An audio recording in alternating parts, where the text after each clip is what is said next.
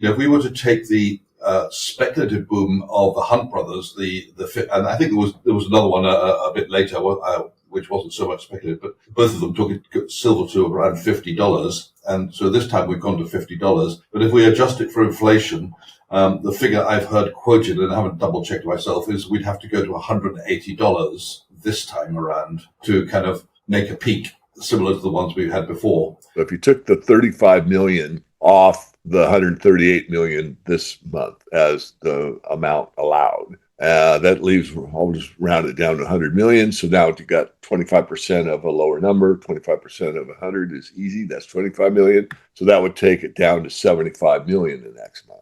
Silver's advance into record territory is occurring amid tightening inventories, structural supply deficits, and a macro environment increasingly favoring hard assets over financial claims. The latest surge reflects a continuation of long-term pressures rather than a temporary spike. Clive Thompson, a longtime monetary analyst, and David Morgan, a veteran precious metals researcher, frame this moment as the maturation of a bull market driven by shrinking LBMA stockpiles and global accumulation from both sovereign and private sectors. Adjusting the historic $50 peaks of the Hunt brothers era for inflation places today's equivalent near $180, illustrating how far silver may need to move to reflect modern monetary conditions. Inventories in London continue to contract, with portions locked up in long-term leases or held by institutions unwilling to sell at any price. Reports of shipments from the U.S. to London highlight the urgency to refill declining stores, while leasing rates climbing toward 40% signal genuine strain. Add record U.S. deficits, continued central bank gold purchases, and the approaching rollout of digital currencies, and the incentive to secure physical metal becomes clear. These forces support a path where volatility increases, corrections become sharper, and silver grinds higher as recycled supply becomes essential to balance demand. Now, we present the clips from their interview. Before we continue to discuss this, please subscribe to our channel and activate the bell icon for timely updates. Thank you, and enjoy the video. If we were to take the speculative boom of the Hunt brothers, and I think there was another one a bit later, which wasn't so much speculative, but both of them took silver to around $50, and so this time we've gone to $50. But if we adjust it for inflation, the figure I've heard quoted, and I haven't double checked myself, is we'd have to go to $180 this time around to kind of make a peak similar to the ones we've had before. So, when you have large bull markets like this, they can often overshoot. So I'd be a fool if I said it's going to turn around tomorrow. I'm not saying that. It could easily shoot up again tomorrow or the day after. But at some point, when you've got this sort of move, there has to be a pullback. And I think from here on, it's not so much of a steady rise as we have perhaps seen over the last few years. We now go into a phase where the moves are more violent, perhaps 2 steps forwards, 1.5 steps back, 2 steps forwards, 1.5 steps back. And of course, if you're a person who doesn't feel he's got enough silver, the way to play the game is to ease in gently a little bit now, which is painful because you're buying at the all-time high, but keep some in reserve so you can buy some perhaps in 10 days or 30 days time. Might be higher, might be lower, but either way, you can't be sad that you paid everything at the highest price. I've seen a number of estimates of the shortage of silver at the LBMA. One estimate said there's only 6 weeks supply ahead, and another one said there's 4 months, so that's quite a big difference. But the bottom line is, it does seem that silver inventories at the LBMA have been shrinking for years. And of course, what's left is going to be very much spoken for in terms of it's leased out or it's held by an institution which has no plans to ever sell it at any price. So when you have a situation like that, and if the demand continues to be higher than the supply coming in, and by the way, there has recently been a report, I haven't read into it, but report of big shipments from America to London of silver. But if the supply is not coming in, you then get a kind of leveraged situation when people want silver, but it's in short supply because the leasing rates at one point I heard were up to 40% a year, which kind of means that people will say, you need silver? Borrow it from us and we'll charge you a lot of money. So it kind of implies that there were some real problems at the LBMA. But one of the funny things about if you have a high leasing rate, silver will flow in. Because people say, I want to take advantage of it. So I don't know that it's the end of the game for LBMA, but what is clear is there's a shortage of silver in the market across the board. That's absolutely clear. There's no doubt about it. And that's why the price is going higher, and it has to go higher to suck out the recycled silver, because if you didn't have recycled silver, there wouldn't be enough to go around. But let's just start by saying it's never a great idea to trade a conspiracy theory. Yeah. So now, in this case, it obviously was rather convenient that things broke down just at the high point, just as it was hitting a peak. And in a way, one could say that maybe gave the shorts some kind of breathing space to figure out what they're going to do without getting margin calls while the silver price was hitting all-time highs. So they can't send out a margin call in the middle of the day or think about a margin call if there's no price to make a margin call. But what we did see, which was quite interesting, during the period when the shorts could no longer roll over their shorts or do whatever, or initiate new shorts, the spot price rose sharply. So in one sense, that kind of shows us what the real supply and demand might be if it weren't for what everyone suspects is market manipulation. And I want to stress, I'm not part of the conspiracy group. I don't really believe that there's market manipulation going on, but I have to accept that it is a possibility. But I think this overheating was just convenient and not necessarily sinister.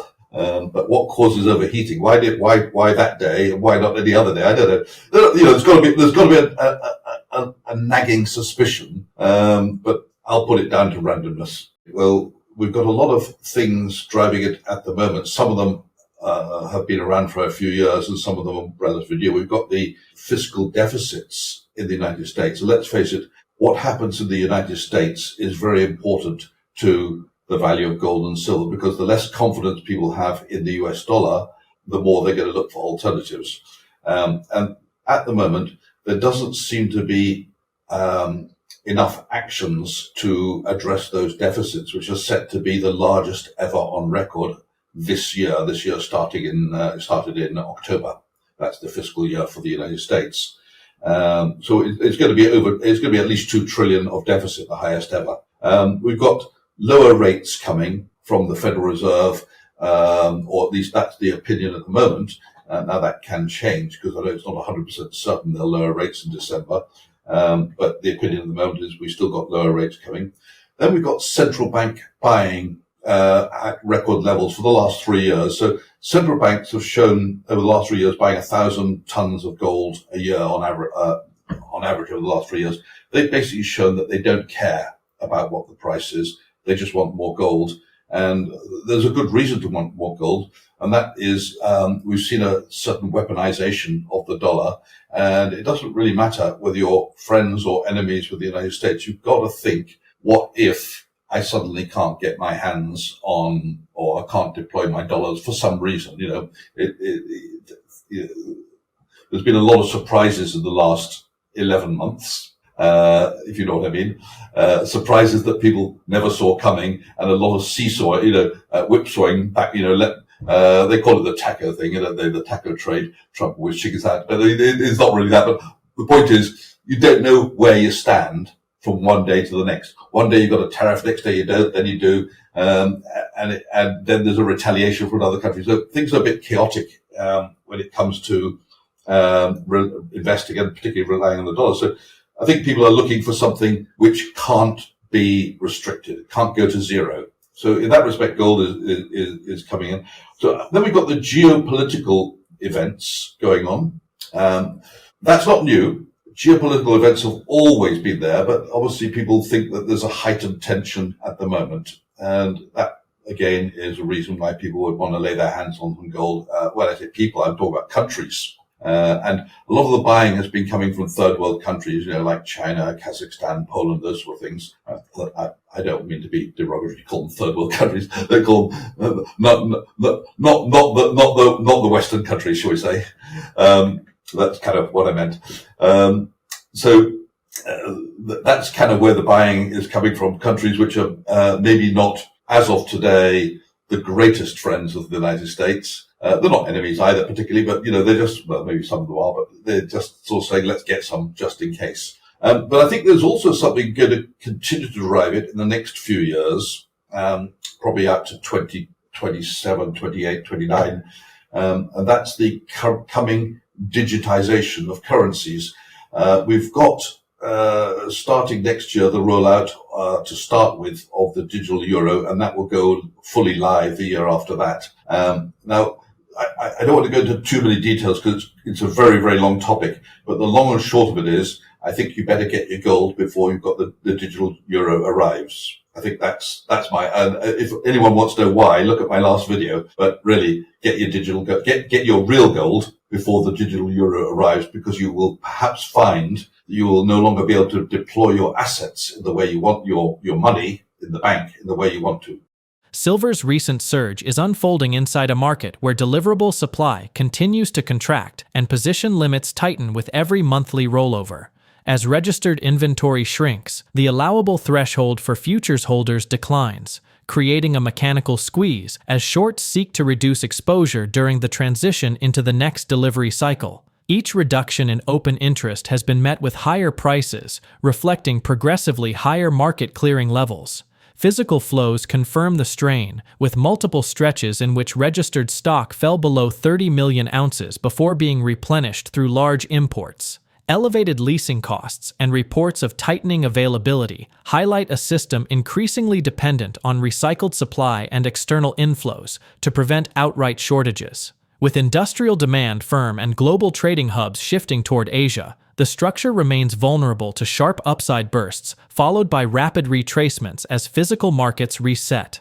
Now, let's get back to the interview. According to the CME, in the spot delivery month, no trader may hold or control more than 25% of the CME estimated quote-unquote deliverable supply of silver. We all know that's one contract is 5,000 ounces. Deliverable supply is the registered amount, which is ready right now, could be bought by anyone, plus the deliverable eligible silver in CME approved warehouses. So that's a little touchy. Do we know? Well, we know it's all available for delivery. We also know that it has to have the medallion. In other words, the owner's got to sign a piece of paper, basically, electronically or otherwise. It says, yeah, I want to put this up for sale. So that's interesting. But if you just look at the deliverable silver, I'll do it while we're talking. I'm sure you're going to make some comments. I prepped for this interview, but the limit floats because the amount of silver that is on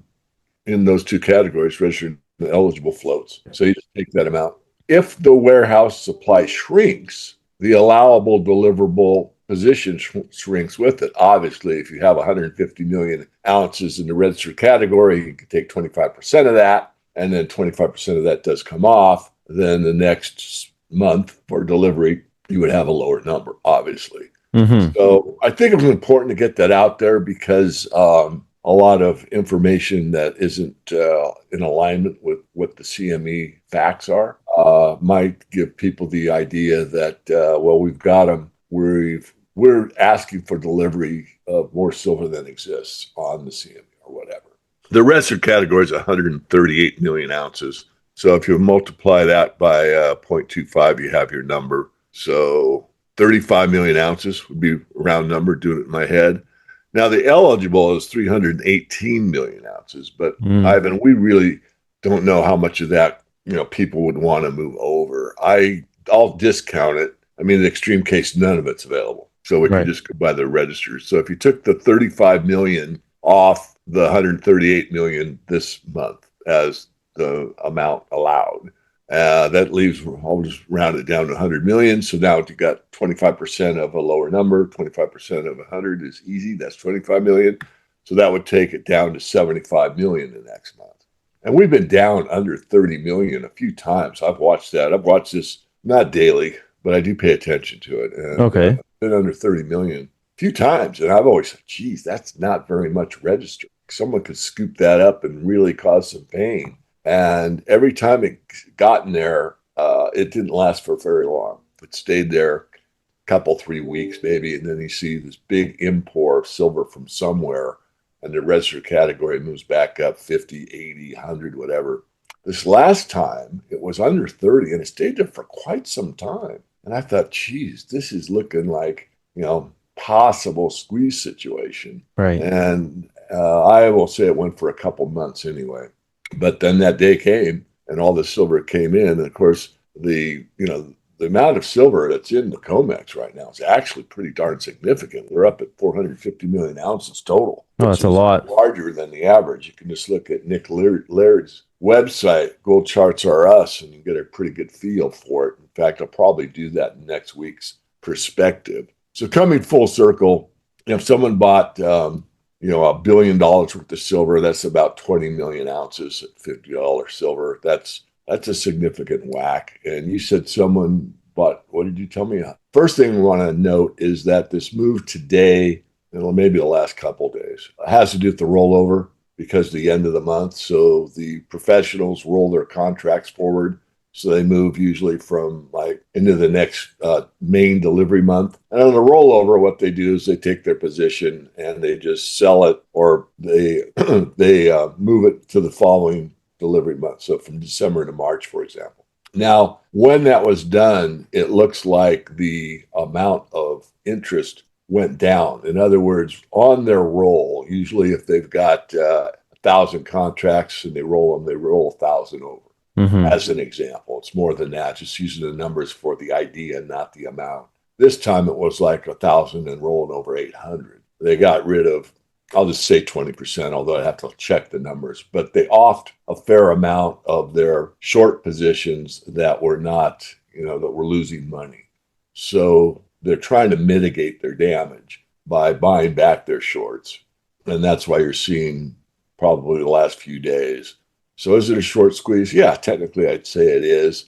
Is it, sustainable? And the answer is not really. Not in any commodity, anywhere on earth, anytime.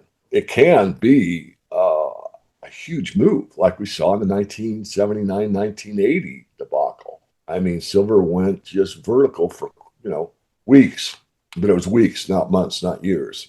So what will happen? Well, first of all, the market's got to clear in the real market, and that's the physical market. Mm-hmm. And if the Chinese market is low on silver, and that's what's being reported almost everywhere, and they're putting new facilities out in Hong Kong and Dubai, I'd have to look it up. You might help me there, Ivan. I think it's a couple places. And it looks like the clearing integrity is going to be more out of the Chinese markets than it is at either London or the Comex CME arrangement. And that's kind of sad in a way. I mean, I'm for a free market anywhere it is. And, as the old adage goes, money goes where it's treated best. So if the silver market's treated the most fairly in a certain market based on the people that produce it, then it's going to filter over to that area. The problem with silver, as we all know, is 70% comes out of base metal miners and the big boys at the top, the Rio Tintos, the BHPs. Mm-hmm. Some of these huge conglomerates really don't give a fig about silver. It's just a bookkeeping entry on their balance sheet. And so they are in bed with the bullion bankers and basically give them their book and say, yeah, here's our silver. You guys do with it as you want. We'll Right. sell at this price. So that's a lion's share of the market, 70%. So that kind of causes a question, I'll say, on who's in control of the fairest market. Do they care if it's at CME or London? No, they probably don't. They probably basis London, I would, surmise, for almost all of it, at least at this time. So I'm just concerned to voice one more time, Ivan, are we going to see this big spike and no slowdown to, $65 per ounce? And then all of a sudden, it opens, 60 and then 55 within a couple of weeks. And we're, and we have we gap up and then we have a island top or something and discourage. I really, lastly, puts a lot of pressure on me, or anybody. I mean, their own personal people, but, I have people that follow my work and so do others, I mean, we have so many, all the people that you interview. I mean, you got Right. Rafi, Michael Oliver, you've got Vince, you've got all kinds of people that, are following this market very closely, and people trust them. And I think for the most part, they all should be trusted. But do we get out on a spike or do we not? And I don't know the answer to that. I do think that if we could clear this market and we get some stability at a given price and the physical market meets the demand, then we could see some stability and kind of build off of that. It isn't looking like that at this point in time, but this market could fool anybody, including yours truly, and I've followed it as long as probably almost anyone. Silver's advance is unfolding in a market defined by tightening availability, elevated leasing costs, and increasingly fragile bullion bank positioning. Each leg higher reflects structural stress rather than speculation, as physical supply continues to thin across major hubs and inventories remain unable to rebuild at the pace needed. The latest surge shows how quickly momentum forms when registered stocks shrink, and each rollover cycle forces shorts to reduce exposure at higher prices. Persistent deficits at Western vaults, elevated leasing rates, and reports of accelerated shipments into London highlight a system operating near its limits. At the same time, long-term pressures, from fiscal deterioration to rate cut expectations and expanding global gold accumulation, reinforce the broader uptrend in monetary metals, with silver's inflation-adjusted historical peaks pointing toward levels far above today's print and gold supported by deepening demand. The conditions now mirror the early stages of larger cycles. Share your thoughts on their analysis in the comment section below. If you find this video informative, please support and turn on notifications to stay informed about our latest videos. See you in the following video. Thanks for watching.